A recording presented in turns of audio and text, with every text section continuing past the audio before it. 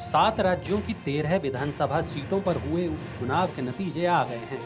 भाजपा को इस चुनाव में नुकसान हुआ है। वहीं विपक्षी गठबंधन को 13 में से 10 सीटों पर जीत मिली है। विपक्षी पार्टियों में सबसे ज्यादा फायदा टीएमसी और कांग्रेस को हुआ है। हिमाचल प्रदेश में मुख्यमंत्री सुखविंदर सिंह सुक्खू की पत्नी कमलेश ठाकुर भी चुनाव जीतने में सफल रही हैं। लोकसभा चुनाव के बाद हुए पहले चुनाव पर सबकी नजरें टिकी थीं। आइए जानते हैं कि नतीजे कैसे रहे, किस राज्य में किस पार्टी को फायदा हुआ और किसे नुकसान हुआ।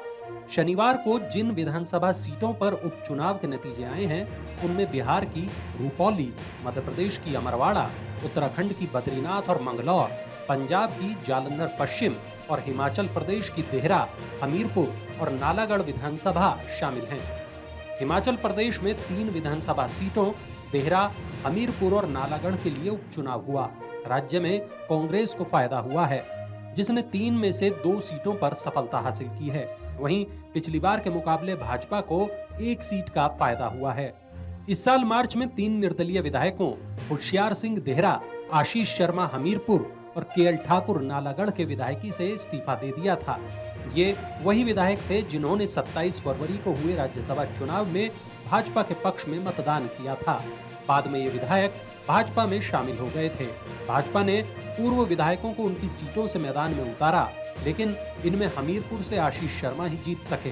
दिलचस्प है कि हाल ही में हुए लोकसभा चुनाव में भाजपा को तीनों विधानसभा क्षेत्रों में बढ़त मिली थी। देहरा सीट पर कांग्रेस से मुख्यमंत्री सुखविंदर सिंह सुक्खू की पत्नी कमलेश ठाकुर उम्मीदवार थीं। उन्होंने भाजपा के होशियार सिंह को शिकस्त दी है। सीएम सुक्खू के गृह जिले हमीरपुर में पूर्व निर्दलीय विधायक आशीष शर्मा ने कांग्रेस के पुष्पेंद्र वर्मा को हरा दिया।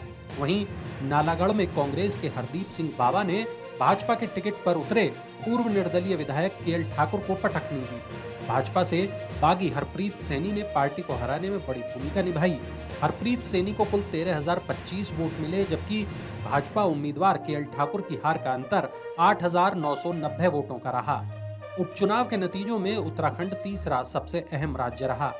उत्तराखंड की 2 सीटों पर उपचुनाव हुए, जिनमें विपक्षी कांग्रेस को सफलता मिली। 2022 के विधानसभा चुनाव में 1 सीट पर कांग्रेस तो 1 पर बसपा ने जीत दर्ज की थी।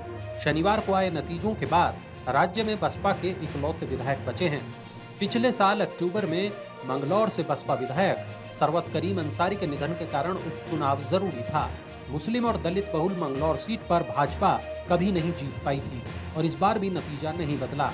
इस सीट पर पहले कांग्रेस या बसपा का कब्जा रहा है। इस बार कांग्रेस उम्मीदवार काजी मोहम्मद निजामुद्दीन ने एक करीबी मुकाबले में भाजपा के करतार सिंह भड़ाना को महज 422 वोटों से हरा दिया। वहीं बसपा से उतरे पूर्व विधायक सरवत करीम अंसारी के बेटे उबैदुर रहमान तीसरे स्थान पर रहे। राज्य की एक अन्य महत्वपूर्ण विधानसभा सीट बद्रीनाथ पर भी उपचुनाव हुआ, जहां कांग्रेस ने बाजी मारी।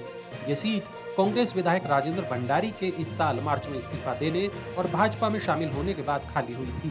बद्रीनाथ में कांग्रेस के लखपत सिंह बुटोला ने भाजपा की तरफ से उतरे राजेंद्र भंडारी को 5,224 वोटों से शिकस्त दी। पंजाब में जालंधर पश्चिम विधानसभा सीट पर उपचुनाव हुआ, जिसमें पिछली बार की तरह आम आदमी पार्टी को सफलता मिली। 2022 के पंजाब विधानसभा चुनाव के मुकाबले यहां किसी दल को फायदा या नुकसान नहीं हुआ है। ये उपचुनाव मौजूदा आप विधायक शीतल अंगुराल के पार्टी विधायक पद से इस्तीफा देने के बाद हुआ। अंगुराल ने मार्च 2024 में आप छोड़कर भाजपा का दामन थाम लिया था। जालंधर पश्चिम विधानसभा सीट पर आपके मोहिंदर भगत ने विजय हासिल की है।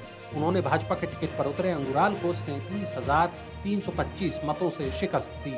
मोहिंदर भगत पूर्व मंत्री और भाजपा के पूर्व विधायक भगत चुन्नीलाल के बेटे हैं। इस मुकाबले में कांग्रेस तीसरे नंबर पर रही। पार्टी ने जालंधर की पूर्व वरिष्ठ उप महापौर और 5 बार निगम पार्षद रह चुकी सुरिंदर कौर पर दाव लगाया था। बिहार की रुपौली विधानसभा सीट पर उपचुनाव भी कई मायनों में दिलचस्प हुआ। यहाँ चिराग पासवान की पार्टी लोजपा रामविलास के बागी शंकर सिंह ने परचम लहराया है।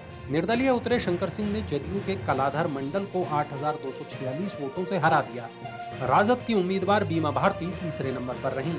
रुपौली उपचुनाव मौजूदा जदयू विधायक बीमा भारती के इस साल मार्च में इस्तीफा देने और राजद में शामिल होने के बाद कराया गया है। ये वही बीमा भारती हैं जो राज्य में सत्ता परिवर्तन के दौरान विपक्ष के खेमे में चली गई थीं। हाल ही में हुए लोकसभा चुनाव में भी बीमा भारती राजद की उम्मीदवार थीं। पूर्णिया सीट पर उन्हें निर्दलीय पप्पू यादव से हार मिली थी। इस तरह से महज 40 दिन के अंदर बीमा भारती को दूसरी बार हार मिली है। पूर्णिया लोकसभा सीट पर जीतने वाले निर्दलीय राकेश रंजन और पप्पू यादव राष्ट्रीय जनता दल की बीमा भारती को समर्थन देने का ऐलान किया था, लेकिन ये भी उनके काम नहीं आया। मध्य प्रदेश में छिंदवाड़ा जिले की अमरवाड़ा विधानसभा सीट का उपचुनाव भी रोचक रहा। यहाँ कड़े मुकाबले में भाजपा के टिकट पर उतरे कमलेश शाह ने कांग्रेस उम्मीदवार धीरेन शाह को 3027 वोटों से हरा दिया। गोंडवाना गणतंत्र पार्टी के देवीराम भलावी भी मैदान में उतरे। उन्होंने कांग्रेस का गणित बिगाड़ दिया। 28,723 वोट लेकर भलावी तीसरे स्थान पर रहे। 2023 में हुए विधानसभा चुनाव में अमरवाड़ा में कांग्रेस की जीत हुई थी, जिस पर अब भाजपा का कब्जा हो गया है। इस तरह राज्य में भाजपा की एक सीट और बढ़ गई है। पिछला चुनाव कांग्रेस से जीते कमलेश शाह ने विधायकी छोड़कर भाजपा का दामन थाम लिया था। उनके इस्तीफे से ये सीट खाली हुई, जिस पर उपचुनाव हुआ। 2023 के विधानसभा चुनावों में अमरवाड़ा समेत छिंदवाड़ा की सभी 8 सीटों पर कांग्रेस ने कमलनाथ के नेतृत्व में विजयी परचम फहराया था। वहीं लोकसभा चुनाव के बाद ये मुख्यमंत्री डॉक्टर मोहन यादव की भी पहली परीक्षा थी, जिसमें वो पास हो गए हैं।